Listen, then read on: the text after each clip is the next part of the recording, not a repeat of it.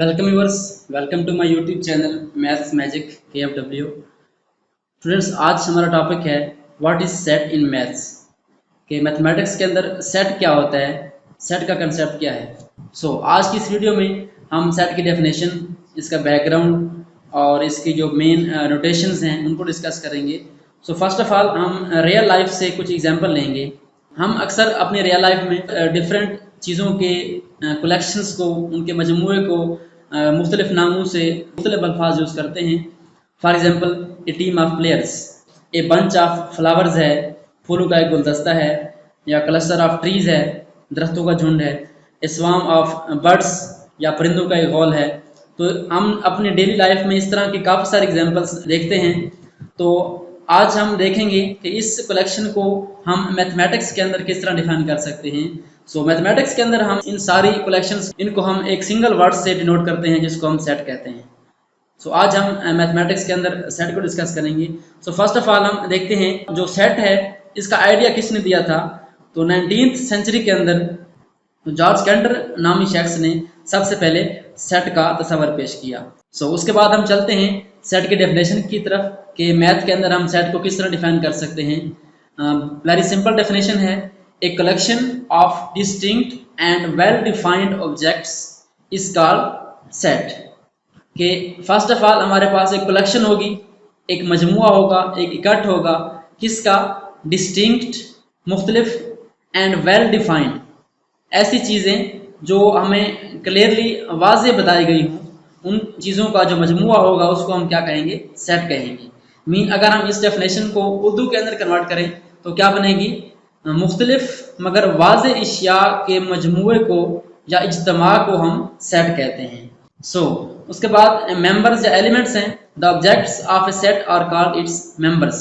कि एक सेट के अंदर जितनी भी चीज़ें हैं, जो भी चीज़ें हैं, उनको हम उस सेट के मेंबर्स कहते हैं या एलिमेंट्स कहते हैं। सेट की डेफिनेशन के अंदर हमने एक वर्ड यूज़ किया है, वेल डिफाइंड।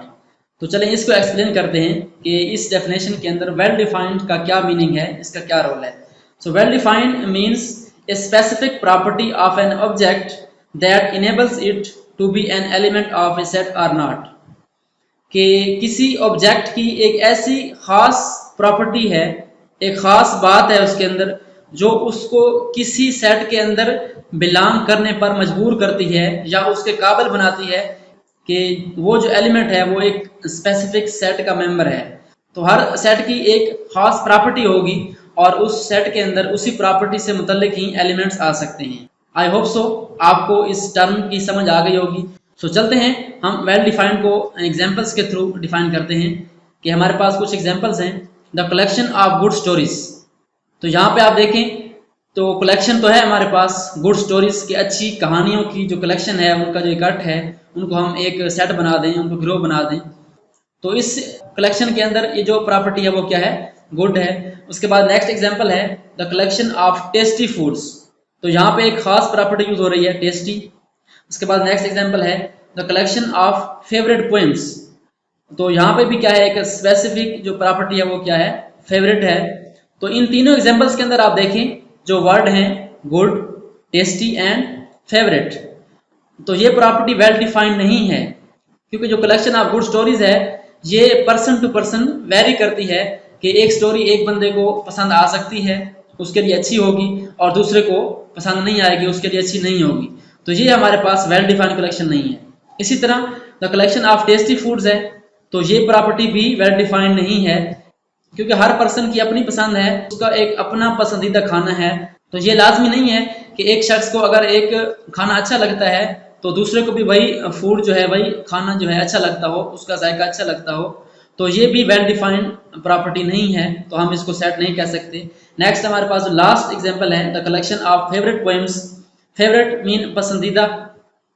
तो यहाँ पे ये जो प्रॉपर्टी है ये भी वेल डिफाइंड नहीं है, बिकॉज ये property person to person vary करती है।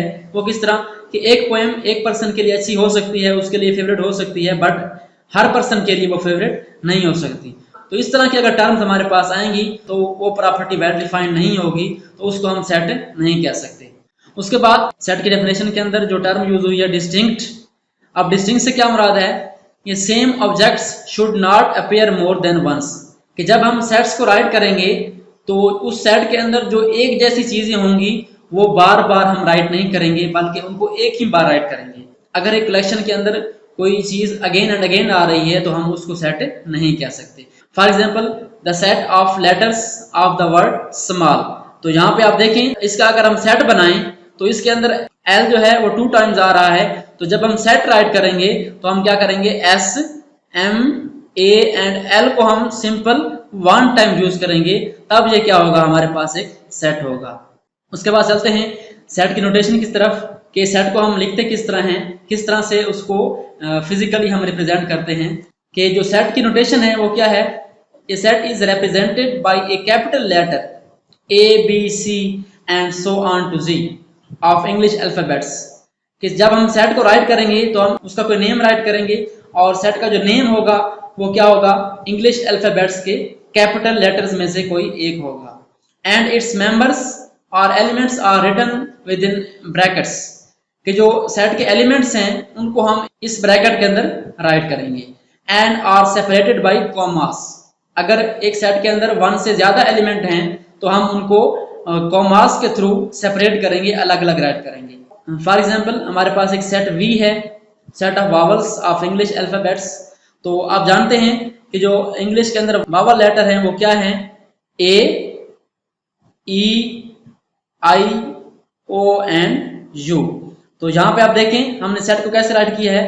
फर्स्ट ऑफ ऑल हमने सेट को एक नाम दिया है, उसके बाद ब्रैकेट यूज की है, और उसके बाद उसके जो एलिमेंट्स हैं या मेंबर्स हैं उनको 1 बाय 1 राइट किया है और उनको कॉमा के थ्रू सेपरेट किया है।